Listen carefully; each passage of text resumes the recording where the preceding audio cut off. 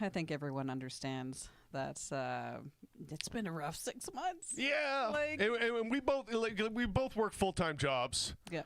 I'm also a musician, working musician on top of that, doing shows and stuff.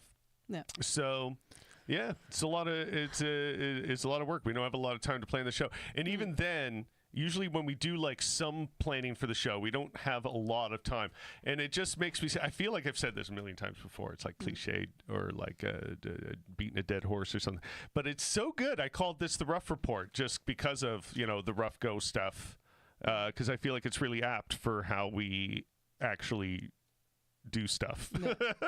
Roughly. Yes. Yeah. Wiggly waggly. Wiggly waggly. Yes. Yeah, I zhuzhed up the set a little bit here. Got some Rough Go show posters put up there. I'm gonna get some more. Yeah, I think it'll look cool if it's like all covered. Yeah, especially since this is just a direct from IKEA product, so to differentiate a little bit. And so I'm gonna ruin your good time with this video a little bit, because this came up when I went to just post the link about tonight's show on Twitter. No.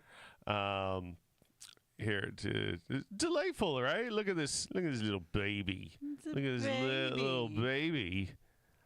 Lamb, lamb, lamb. Yeah. Lamb, lamb, lamb. Okay, so the account that posted this is Doge Designer. Oh God. Which it may or may not be one of Elon's alts. Which also makes me think, is this just some sort of AI thing? Yeah. Even you know what I mean? Like, I mean, honestly, when it blinked and smiled, I'm like, yeah, it's almost, it's a little shit. too much, right? Yeah. It's laying it on a little thick. Yeah. But I don't like that, if you have the video small enough on the screen and from the distance our monitors are from us right now, Yeah. you kind of be like, huh? And yeah, fuck, I hate AI. Got me. It really sucks. That's why I say, like, when I noticed before we went live, like, who posted it, and I'm like, oh, God. So, yeah. All right, we're in the stupidest timeline. Yeah. So speaking of stupidest timelines, many things have gone down to the point where we need to focus on the stuff that's just happened the past week, because we could talk a lot about the past 6 months. There's so much. We could spend 6 months stupid breaking that has down happened in the what's 6 months. happened. Well, like the whole American election happened. Exactly. And I think in terms of I think the coverage I've seen about it, at least coming from the left, I think for the most part we've landed on good takes, and I think we've unpacked it fairly well. I think a lot of people have done a good job of that. The problem is it happened. It all happened, and the Democrats continue to show us that they will learn absolutely nothing. Yeah.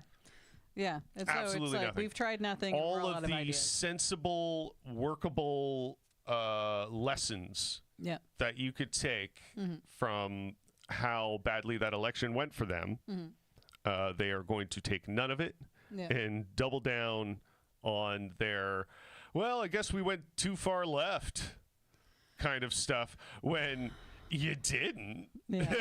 Like, which means, which I need to include then, like part of what's happened the past 6 months was a CEO got Luigi'd. Yeah. Oh, yeah. That's it. Jesus. Yeah. So much happened. Yeah. And so Luigi happened. Luigi happened. Yeah. Innocent. Luigi's innocent. Free Luigi. But he's still a good poster boy. I like the term folk hero. Thank you. Because we don't, I don't think we get enough of those. Yeah, you know what I mean? Yeah. Like, and I think he fits the bill. Yeah. And that term has a sort of like, it being antiquated in the way that it is kind of gives it some gravitas, you know? Yeah, there's a bit of a mythology behind it. Yeah, exactly. Yeah. Exactly. I like it. So build on that. Yeah, a folk hero for sure. Yeah. I read something recently. I didn't really investigate much of it. I don't know if you did. That the cops fucked up checking his bag into evidence, Yeah. and it may not be admissible now. Yeah. Yeah. Is that real? Yeah. So like, I mean, it's been 6 months. I don't know that we can go down the full TLDR. Well, I had just heard this recently. This is like a No, new I know, revelation. but because we haven't talked about this at all, Right. So yeah, a healthcare CEO got pew-pewed outside of the hotel where he's supposed to attend a shareholder conference, if I understand correctly, and so there's like a nationwide manhunt. There's a lot of interesting mythology that started with it. Just, this lone dude coming up on like an e-bike, pew-pewing and then running away. And then they only caught... What's crazy is, like, just sorry to interject. Yeah. I just, like, remembered that video because it's been so long since I've seen it. And I'm so used to seeing Luigi's face that I'm like, you know what? There's still a part of me that's like, that's not the same guy.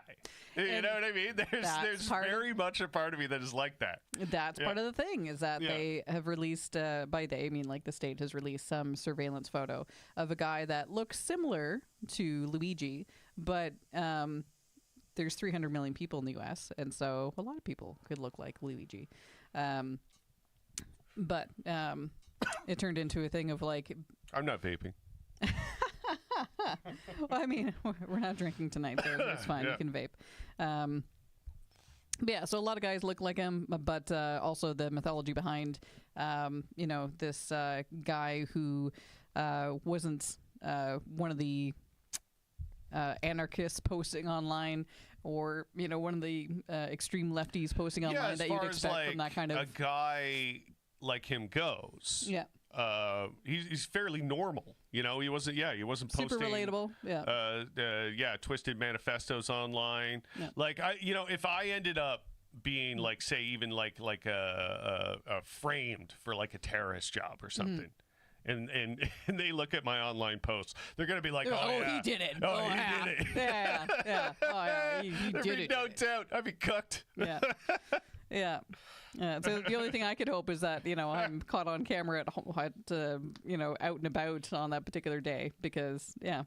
But anyway, just, big mythology around him. But, and the prosecution kind of fucked themselves up too with, perp walking him and kind of blowing him up a bit too much in the news, but everyone loved him. Kudos to the photographer that took the perp walk shots, because it's like, oh, this is like, superhero movie vibes, coming around this guy. Yeah, but they fucked up because everyone loves him, and everyone's like, yeah, do it again.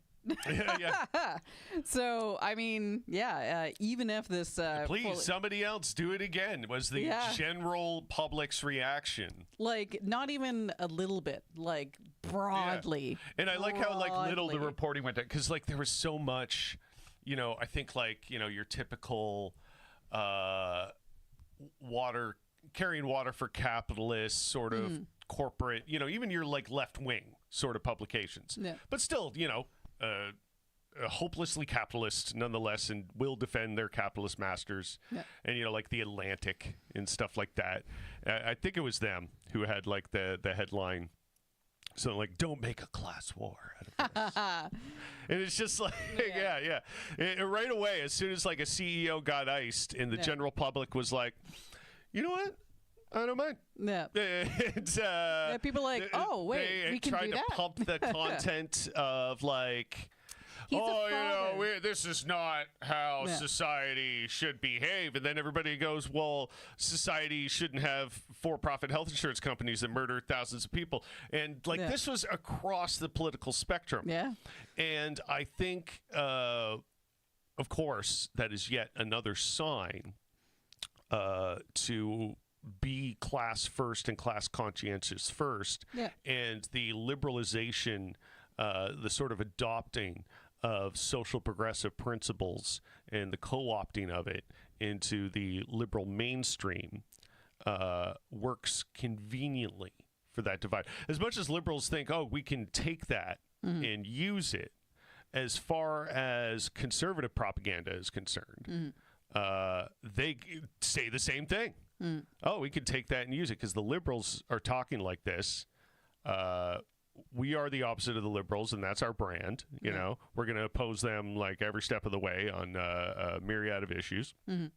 And that can easily be used to drive a wedge, like social issues in particular, because, you know, their foreign policy and their approach to domestic business and things like that, more or less the same, you know? So, yeah. So going from there, do you want to take that into Doug Ford? Because I got some things related to that. Because, and that's the thing. Like, okay, I don't want to start off this bit by giving Doug Ford credit. No. But the one thing I did notice that I think has always been a little bit better about Canadian politics, if you, in a manner of speaking, he didn't go on about woke stuff. He didn't hit that hammer a whole lot. He made a lot of dog whistles around it, which I think is pretty typical for any conservative. The dog whistle thing has always been a thing, but it's not like, you know, the Trumpism where it's something you're hearing every time he talks, you know? And like he's not straight up throwing fashy salutes. Which is another thing that happens. But the thing is, like, the type of, you know, and falling under the great umbrella of liberalism, thus I'm implying that includes conservatives as well, whether you be left or right-wing liberal, you know, they capitulate to fascists easily. And, you know, Doug Ford has espoused his support for Trump on many occasions. So, yeah, I had a few things. This is from the live stream of the CBC. And I had a few timestamps here written down. Some old school like that, writing things down. And this whole commentary of these circle jerks, I was trying to find the moment, and I couldn't in this whole like 3.5 hour broadcast where they were really polishing Doug Ford's knob, being like, he's the most successful. Because, you know, in case anybody's sleeping under a rock, Doug Ford won his third majority. They're like, he's the most successful. And just like the phrasing of that, I find so egregious. Because it puts in the people's minds, oh, he's a successful politician. That means he's doing his job well. No, what they mean is just he's good at winning elections, apparently. That's what they mean. But the way they say it with such the bright tone, and it's such great news. And, like, you know what I mean? They like, these people seemed almost like gleeful that Doug Ford won. And I'm just so tired of hearing people talk about the CBC bias, the liberal bias of the CBC. And I mean, in a manner of speaking, can you blame them? Because there's been one party that's been talking about for like 2 decades how they want to make the CBC not exist. So maybe there's a bunch of people over there who are like, I don't mind having a job. Sure, I'll step the party line. Which brings me to a bit of a preamble I wanted to bring up about kind of like who supported Doug Ford, right? Because one thing that might shock you, is this. Check marks all the way down for the PCs here. It's kind of wild to think that all these unions, not one of them supporting the NDP, and the NDP is supposed to be, you know, the party of the unions, got their support. And I think there's a couple reasons for this. I think a lot of people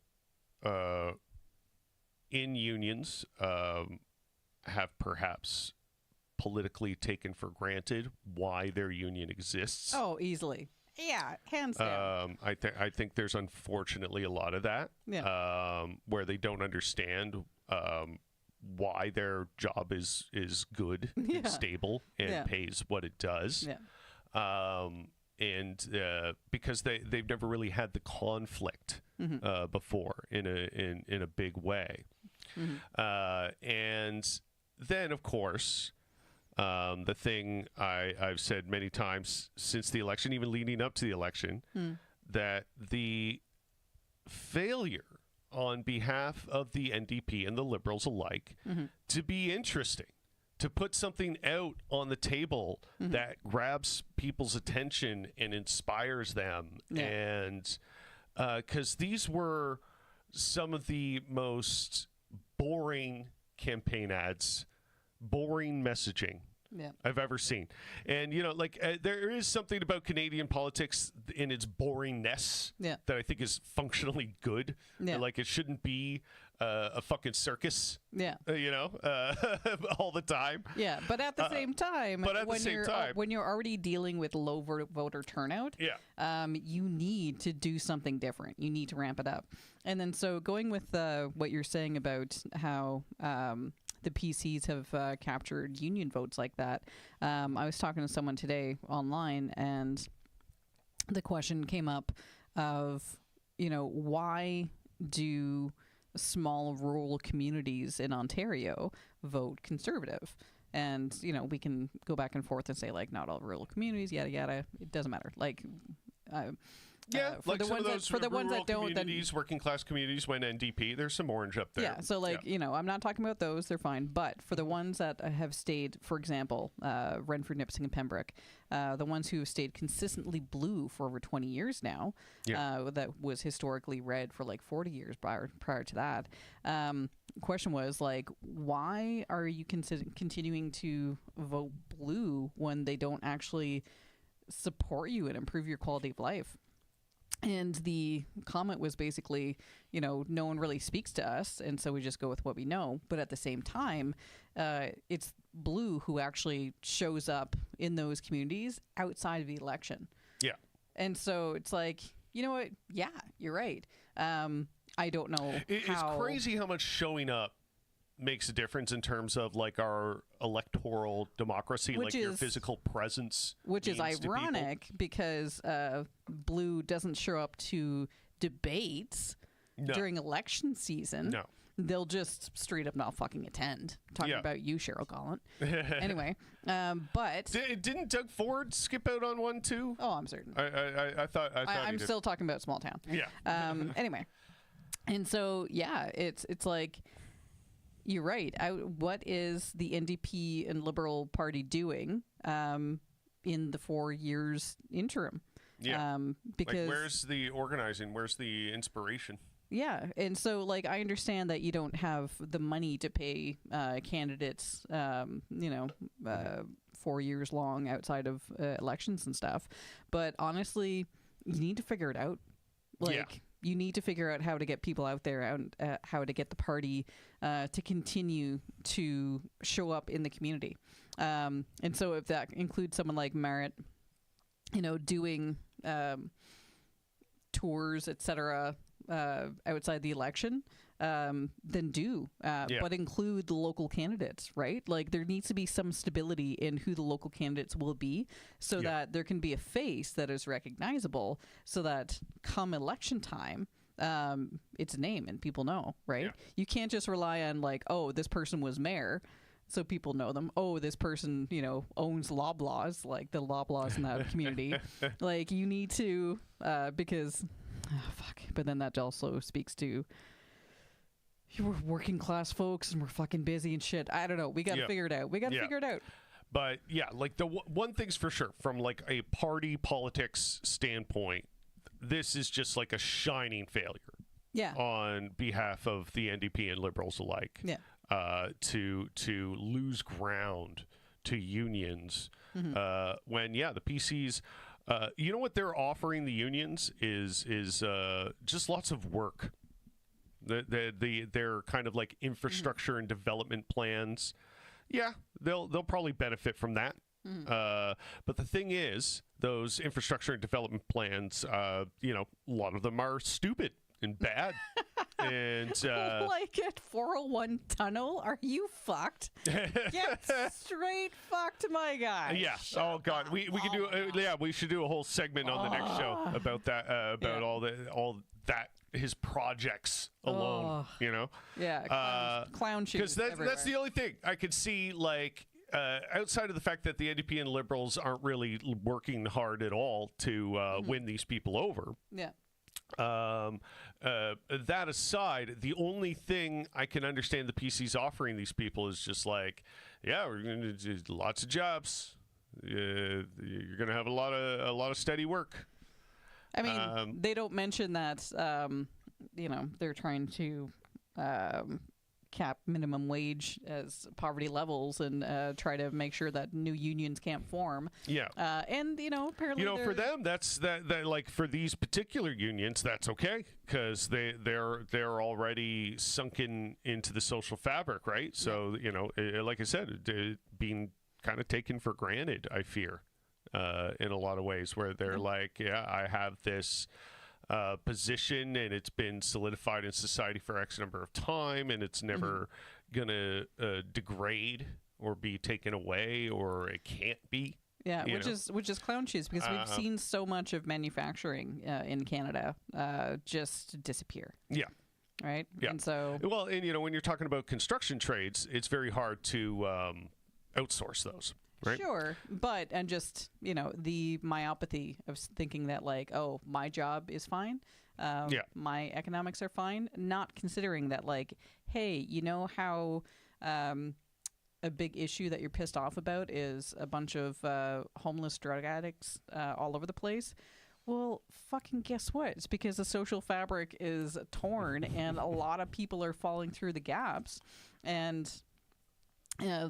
Falling into homelessness and addiction. But it's horrifying. Yeah, like like there is no social contract anymore, right? Like just none. No, and that's part of the fucking problem with the NDP and Liberals. I'm just going to shorten now and say the NDP because I don't give a shit what the Liberals do.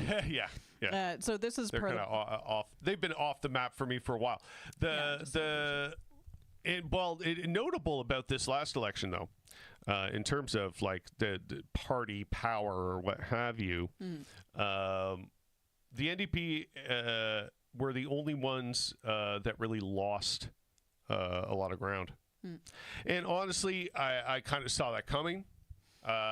They pissed off a lot of their base in immediately as soon as Marit Stiles became leader. One of the first things that happened was the whole Sarah Jama thing of Hamilton Center and her voicing support for Palestinians post October 7th. Resulted in her being ousted from the NDP, and that pissed a lot of people off. Like the first thing Marit Stiles did after being chosen leader and going, we are going to stop Doug Ford. I'm going to stand up to Doug Ford. First thing she does is Doug Ford said, that's unacceptable. Yes, Mr. Ford, we'll remove her right away, sir. Yeah. Like, 'cause it's like if you laughable. If you want to govern from the left, then you need to actually uphold leftist ethics, which includes calling out genocide. Yeah. Crazy. Or just like the fact that somebody who sympathizes with the people who have been on an ongoing conflict, like even if you don't use the word genocide, just the fact that she was like, on any level being like, damn, I hope the Palestinians, are okay after all this or what have you. And that being read as, a threatening anti-party position, however you want to phrase it. Yeah. And like even like a year and a half after the October 7th and the just ramping up of destruction of Gaza, even after all of this and after hundreds of thousands of Palestinians losing lives and it insanity being broadcast. They've never apologized to Sarah Jama. Yeah, they never apologized to her. And not only on top of that, Sarah Jama, for this next election, reapplied to run as an NDP candidate. Yeah. And they rejected her. Yeah. Yeah. And I think she ran as an independent and won. No, she didn't win. Oh, she didn't win? No. Son of a bitch. Yeah, I know. Did the seat flip Liberal? No. State NDP. State NDP. Yeah. Oh wow, they were lucky to keep that spot. Yeah. Then Yeah. that actually is kind of surprising. Yeah. But it goes to show, like especially in Hamilton, like my grandfather was a big union guy in Hamilton and very loyal NDP voter, and yeah, like he very much saw them as that very pro-working class party, and I think that's very much in like the blood of Hamilton in a lot of ways. But I'm still I'm kind of surprised because Sarah Jama was well liked. Yeah. But this was the first time because of where we currently are in Ottawa. There's definitely no chance of an NDP taking the seat in our riding. No. And so we had an incumbent Liberal. First time I ever voted Liberal, and it was strictly strategic. It was an anti-Doug Ford vote. I looked up the Liberal candidate, and I felt comfortable with that choice. Yeah, I don't think as far as any party Liberal goes, she was awful. No, yeah, no, yeah, she seemed fine. Yeah, no, yeah. I found her track record respectable. So yeah, and yeah, so that. It was weird to do that though. It was very weird. Very weird. Because every election I have ever voted in, I voted in every one, I should say, and that I always voted NDP. The only the first time I ever voted, like when I was in college and I was 19, that was the first federal election that came up. I voted Green Party because I liked the name McGregor. Because I didn't know anything about politics at the time. After that, I voted NDP consistently since then. But, McGregor. All right, so I have some stuff queued up from this CBC live broadcast here. And, God, this coverage is awful. Okay. I like some of the stuff that's just being said here. I can't from both commentators, and I'm going to go into some Doug Ford talking in a minute. No. And just the amount of sheer nothing that's being said, it's kind of it's sort of mind numbing. So yeah, I queued this up. Here, I forget exactly what is said here. So, country right now fighting against incumbency, which had taken out a number of other politicians over the course of the past 12 months or so. Big win, three-peat. Vivek, what are you thinking now? The three-peat. This has launched Doug Ford into the pantheon of great premiers of Ontario. Yep. There it is. Yeah, there it is. One of the great premiers of Ontario. How has that done that? No. Put into perspective here, 48% of eligible voters voted. Yeah. And Doug Ford got something like 43% of the popular vote to take 80 seats in a majority. And this was the first winter election in Ontario since the 80s. Yeah. Yeah. It's trust, winter elections make a big fucking difference. Yeah. People don't want to really go out and door knocking in a winter election. Not just door knocking, people don't want to get out and vote. Yeah. So yes, both, all of the above. Yeah. So oh yeah, that's so great that something like 20% or so of the voting populace thought that Doug Ford should win, and now he has this third straight majority. And you're going to go on here talk about this guy actually says a few really dumb things. Help me. So anyway, let's go back and hear him say that sophist bullshit again. This has launched Doug Ford into the pantheon of great premiers of Ontario. You look at Dalton McGuinty, Davis, Frost. Yeah, Dalton McGuinty. Everybody remembers him as fucking excellent. You can put his name in that category now. You can look at this kind of win. I think you look at the stamina and the energy to go and take on another mandate. You look at the energy to take on another mandate. What mandate? That's what I mean. Like Doug Ford says the word mandate a lot, and it just sounds like stuff he generally believes.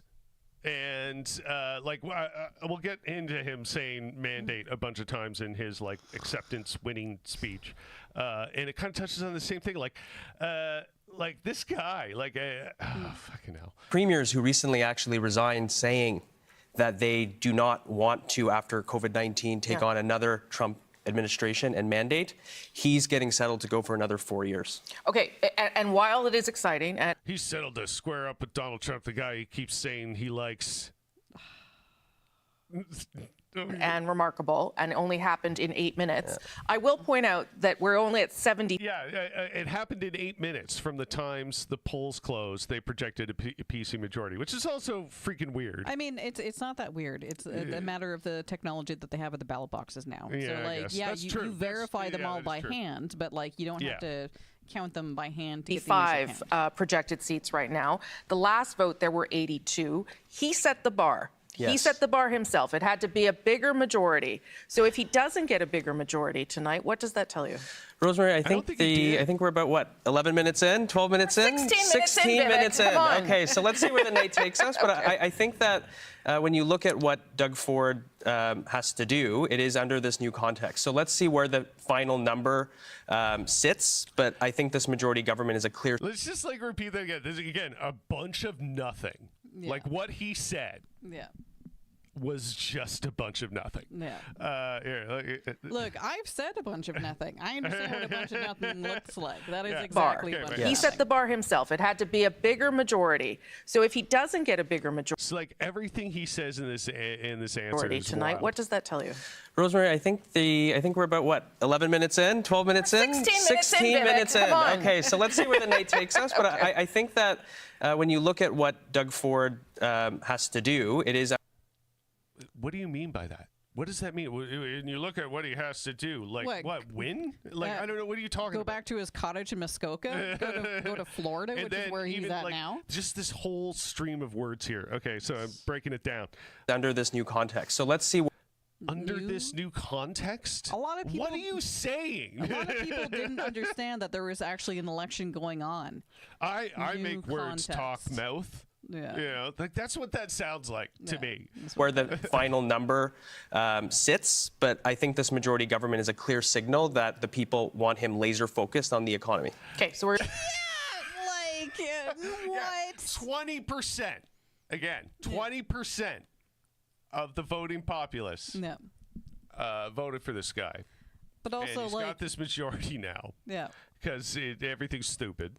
And the people say he wants to be laser focused on the economy.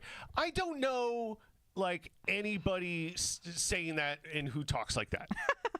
But also, when is he laser focused on anything other than booze?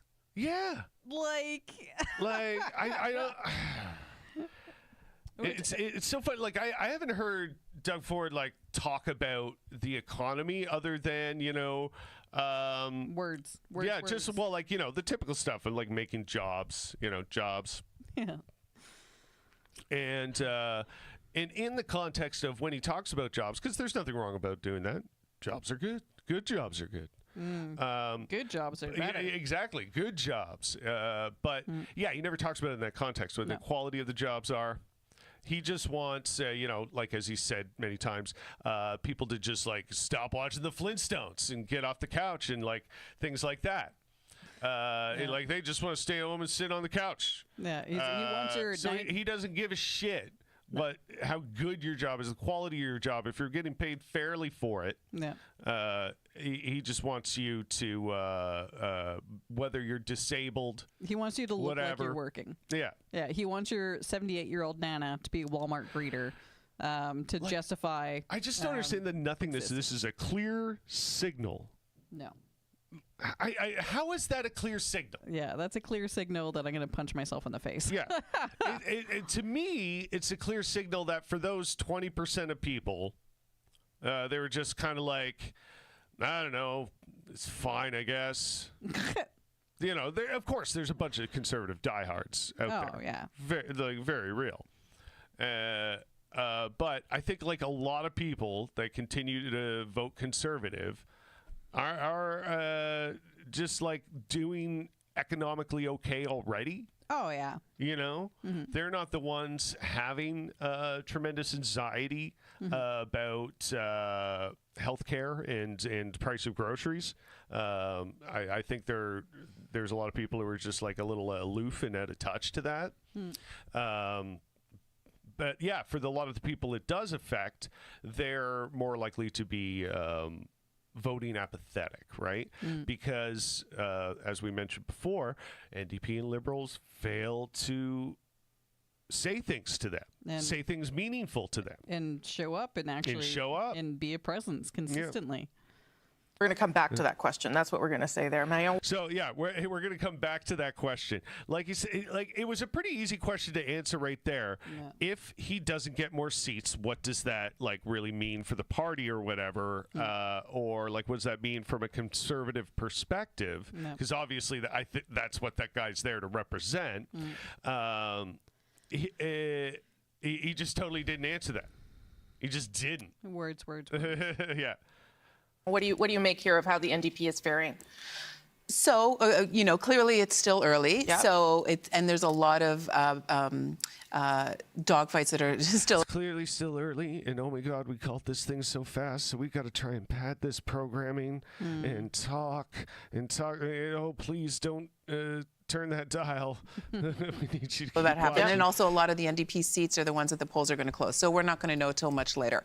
However, of course, we want to hold the seats that we have and flip the other ones. But, Whoa. Congratulations to That the. fucking revolutionary stuff there. That deep cutting commentary. Yeah, I never I hope would have these. figured. Yeah. You want to keep the seats that you have and flip some other ones.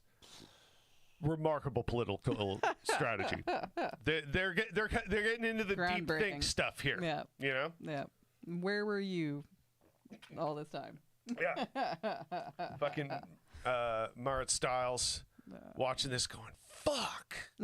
It's right there. That's what I was supposed to be doing? How come we weren't listening to her? Oh, man. Fuck. Gotta talk Jesus about this Christ. afterwards. It's like I think they did that bit in Bedazzled, the Brendan Fraser movie, where he's like the basketball star.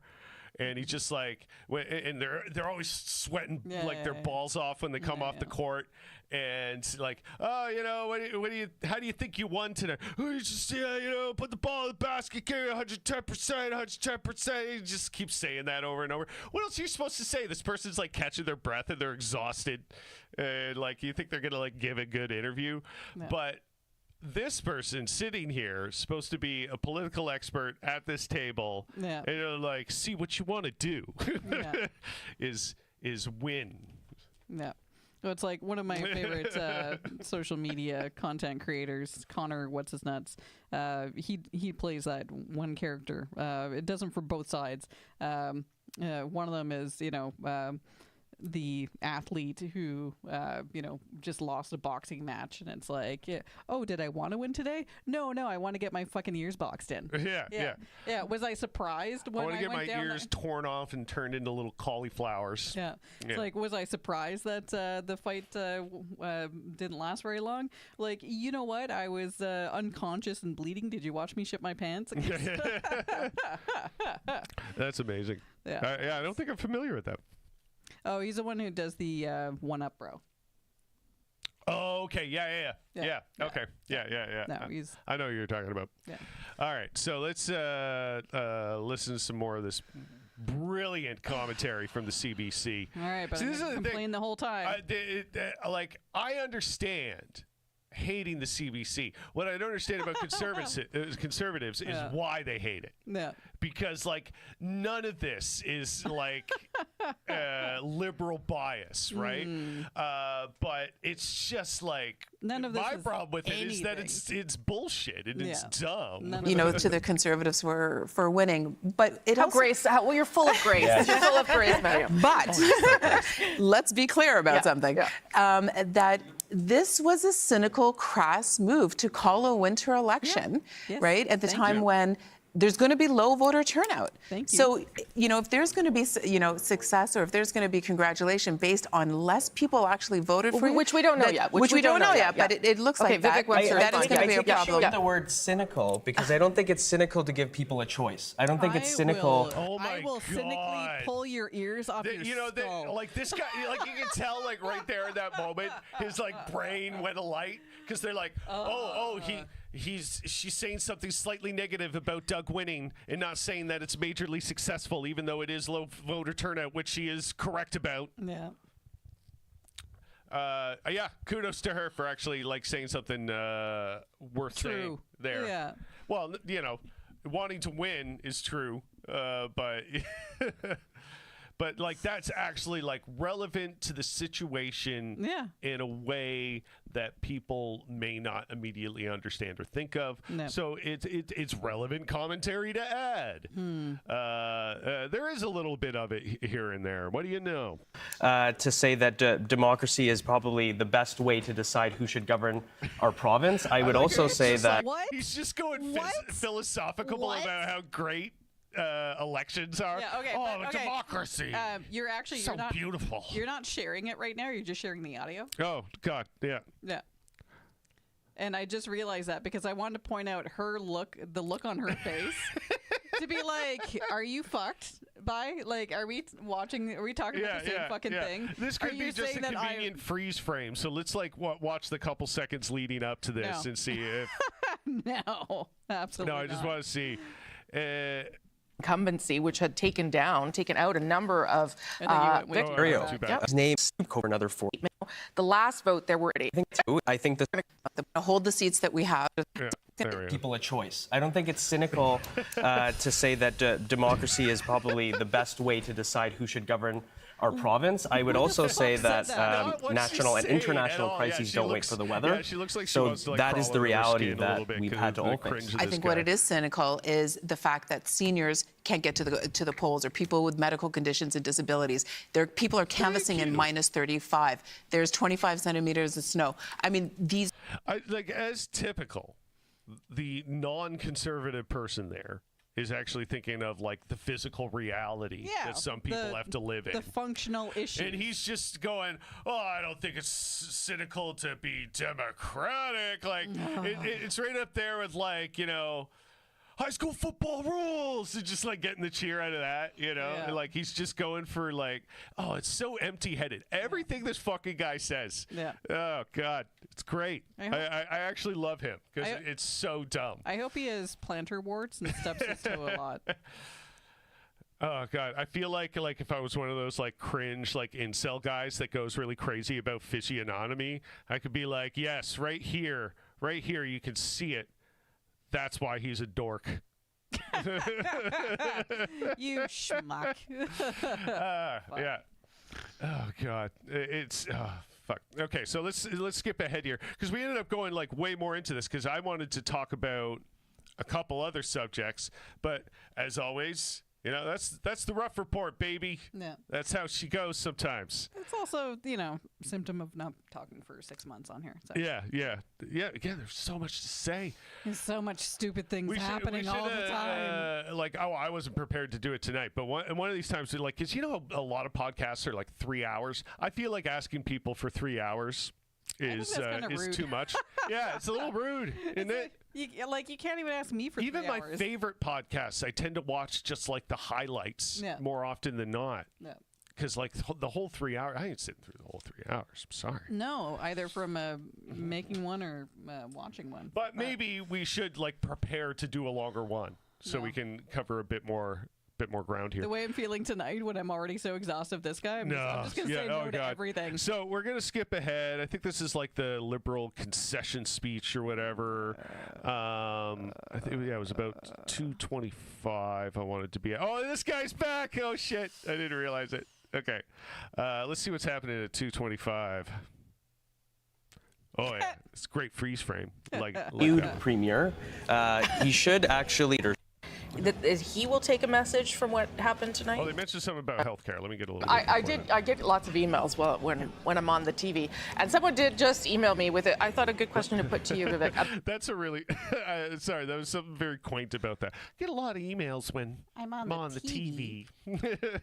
About whether this majority for Doug Ford, which remains majority, but is not, maybe the big thing that everybody wanted, whether that will give him pause about some of the things that he needs to focus on, healthcare being one of them. Do you think that he will take a message from what happened tonight?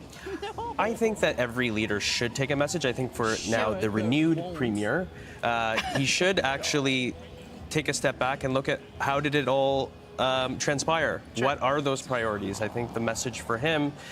I think he should look at things that happened and look at them and think about things. This guy, Like, fucking hell. The issues that came up are important.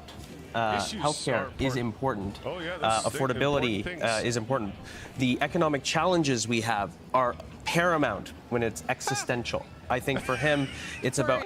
The challenges are paramount. Like, he's just saying words. yeah, and it's like not- it's like nothing in the past 7 years has shown that Doug Ford consider these issues paramount. Nothing for the past 7 fucking years. Like, you've had 7 years. Just Mike. like it feels like paramount. That's the word. That was just the word to say. Sounds like I'm saying existential. something. Yeah, because people are dying. How do in we execute all of those hallways. things at the same time? Because they're all critical. But we need to make sure that we are doing good as a province. We're doing well as a province so that we must can do actually good, execute on yes. all of those different programs. I just find this, I'm sorry, I'm just going to be I'm just going to call it out. Yeah. Okay. Please, Just yes. comes back. I totally forgive you for the whole we want to keep our seats thing. Yeah. You've been fire ever since. Yeah. The Conservatives just had 7 years to get this done, and now you're talking as if he's never had the job before, right? So now Thank That's you. what's crazy about like all of this too, right? Like the fact that he, like, even if he still got a majority somehow or won, No. what's still crazy about it is shining the turd. despite the past 7-8 years of this guy, Yeah. and like nobody's material conditions have changed No, for the better. for the better. Plenty of material conditions have degraded. Yeah, material, environmental, like the blatant open air corruption. Like, come on. Yeah. And like, and none of that is like a factor here. We're almost like acting like we haven't had a premiere. Yeah, for like the we're past 7 years. supposed to act as though he's fresh as a newborn babe. Yeah. it's going to be like, oh, now I'm going to take care of healthcare. You know what you've they had have 7 years, healthcare? and every metric of healthcare has gotten worse. And not only that, I had a friend up north who needed back surgery.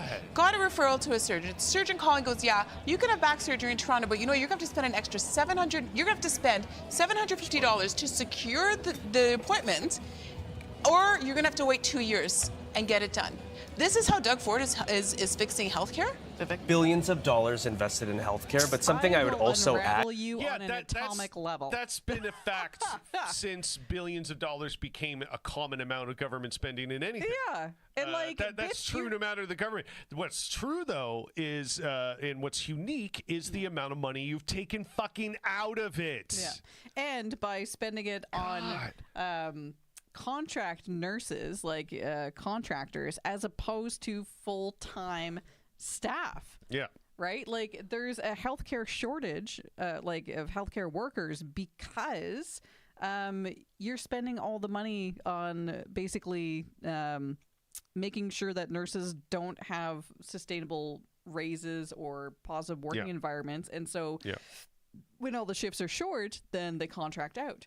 And a lot of nurses are seeing that like, oh, I can make more money this way. Oh, cool. I will, stop trying to be full-time permanent, and I will just, work in so that a middle management a fucking recruitment agency gets the money that otherwise would have gone directly to me and to my benefits, and I just want to punch myself in the face. Go ahead, sorry. All right, moving on. All right, no, that was good. Thank you for adding that. And yeah, it's so fun. Like, I was just thinking about what she was saying a moment ago, and I realized she apologized. I'm sorry. I'm gonna have to disagree with you here. Yeah. It's just this is why I wish Canadian politics wasn't so had that sense of civility to it, because honestly, after hearing him say all that dumb shit, if she just sort of got snippy with him, all the power to you. Yeah. Quite honestly, I think they deserve it. Yeah. They're being schmucks. And it's not just about the money, it's about assembling a team of rivals to make sure that you have the best people who can actually execute on that job. Dr. Jane Philpott. What does that mean? Okay, he's really just saying words. He doesn't even know the words he's saying anymore. No. You gotta put together. Do you know what rivals means? Yeah, You know what rivals are? Yeah. You gotta put together a team of rivals. In the form of private healthcare. When it looks like we're fighting them, maybe we look good. Maybe that's what it is. Former Liberal Health Minister, brought in to actually bring in some of those minds. Philpott, make sure that you have the best people who can actually execute on that job. Dr. Jane Philpott, former Liberal Health Minister, brought in to actually bring in some of those minds to be able to execute. That is the benefit of having a leader like Doug Ford. He will bring those people regardless of political stripe, and that's what Ontarians voted for. Last word to you, Ashley. I will say that Doug Ford didn't. So he was kind of saying about the rivals, I guess trying to give kudos to Doug. That was stated so clumsily. If that what he was going, he's saying for. Someone who used to work for the Liberals, Doug Ford. They brought them in. They're a rival, but they were the best for the job. That's not. Yeah, that's just called being qualified for the job. That's just if you're basing it, if you're picking a job like that based purely on politics. Yeah. That's being partisan about it, right? Everything this guy says, I can't get over it. Literally, every statement we've heard this guy say is some sort of nonsense bullshit. Yeah. Nothing to address the crisis in our with family doctors and the fact that there are 2.5 million people who are looking for one in this province until Bonnie Crombie made it a core plank of her plan. She said it too fast, to be honest. She should have really leaned into saying that. Yeah. Certain sassiness about saying, oh, by the way, this devastating thing. Yeah. And then he brought in a Liberal to do it. He's done a really good job at selling people on an idea of what he does as premier, but then when you actually look under the hood and see what he's doing, the guts aren't good. And I don't even know how he sold people on that idea. Again, it must be that 20% of people that actually made it out to vote for Doug Ford. Because I don't know who those people are. I don't know. Are we moving on? Yeah. Okay, I got. We were pretty much reaching there organically anyway. But I wanted to speed up to when Doug Ford came out, about 2:37. Okay, so this is when he's talking about all that what is it? The M word. Just escaped me. Mandate. Yeah, he keeps. See, it lost meaning to me because he keeps. When I was watching this clip earlier, it was just mandate. I also want to thank Marit Stiles, Bonnie Crombie, Mike Schreiner, and every single person who put their name on a ballot. We can disagree on policy, but he's such an awkward public speaker. He's such a there's no question at all. Each one of them loves our province, and each one of them loves Canada, the greatest country on earth. Democracy only works if people are willing to step up and step forward. The 20% that voted for you? Because you called a winter election in Ontario. Yeah. Province is stronger because of your decision to do so. So I want to thank all the candidates. During my time in office, I hope I've yeah, proven vote share, I will work with 42.9. anyone. I will work with everyone to get. And again, only 48% of people voted. So when you kind of like boil those numbers down, yeah. Get things done. Now, as we stare down the threat of Donald Trump's tariffs, I will continue to do just that. I will work with every level of government and every political stripe, because fighting back against Donald Trump, standing up for Canada, it will take a full Team Ontario effort. It will take a full Team Canada effort. Okay, so he's talking about full Team Canada, kind of going on this unity thing. Nah. But he's going to, of course, kind of contradict that in a second.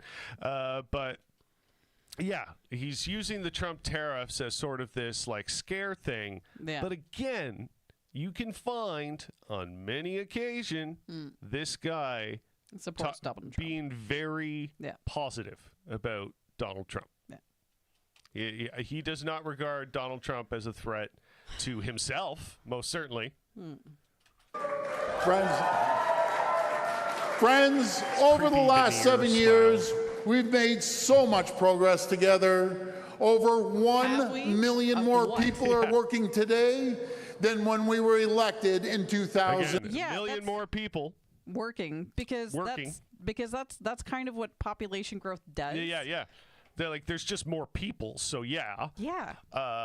And on top of that, like, yeah, you're not talking about like percent of employment numbers. You're not like speaking to anything to that. It's just You're not talking about 1 quality of million more employment. people working. Yeah. Now, are they good jobs? Are they full-time jobs? Do they have benefits? Yeah. A lot of questions that a million jobs doesn't mean much if they're just like the Could be the part-time, worst. could be casual, could be contract. 2018.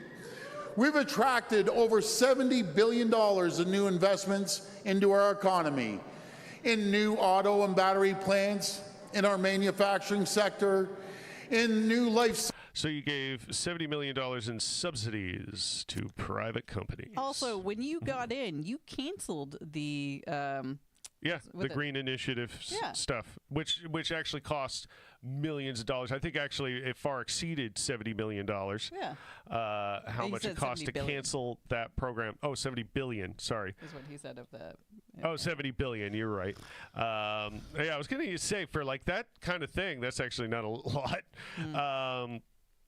But yeah, like I personally, as far as my politics goes, you could say it's like good for the economy and stuff to give those kind of subsidies to businesses to attract them. But quite frankly, I think we could do it without them. We could take that $70 billion and just like make a crown corporation that pays people well. Legit. That it's $70 billion. I think you could build a pretty good business out of that and give a lot of people jobs. And and that it would be owned by the public. That would be better for everybody. Yeah. But that $70 billion is going to be pretty much pocketed by like a few dudes. Yeah. Auto and battery plants, in our manufacturing sector, in new life science facilities, in Ontario's growing tech sector. Now together, we have to fight hard to protect our progress. This election, we ask the people for a mandate, a strong mandate. We asked the people for a mandate. For Wait, what? like, aren't What does you that supposed mean? to? Aren't you supposed to have the mandate that you say? Yeah. And then they're like, "Yes, I'll vote for that." You ask the people for a mandate. That outlives and outlasts the Trump administration. A mandate to do whatever it takes to protect Ontario. Well, friends, the people have spoken. They're The ready to 20% stand up for of Canada. people that voted for you. This election, we ask the people for a mandate to make Ontario the most competitive place in the G7 to invest, create jobs, and do business. The people said yes. Yeah, that's what means all the nothing. people were talking about. Yeah. They couldn't stop talking about whatever that bullshit was you just said. Yeah, that was a lot of. It was very much on the top of their minds. Yeah. For sure, bud. So yeah, it keeps going with the mandate stuff. We asked the people for a mandate to unleash the doesn't awesome make any economic sense. potential of the Ring of Fire. We asked the people to unlock the awesome potential. That's a slogan for Taco Bell. Yeah. Like unleash the awesome with Monster Energy drink or something. You know, like Yeah. what the fuck? Oh my god! Yeah. All right. Well, What a goofball. the mandate that I'm interested in is that we said we were going to do this for an hour. We've already Mandate been- these nuts. Mandate these yes. nuts. Yeah, we've been on for about an hour.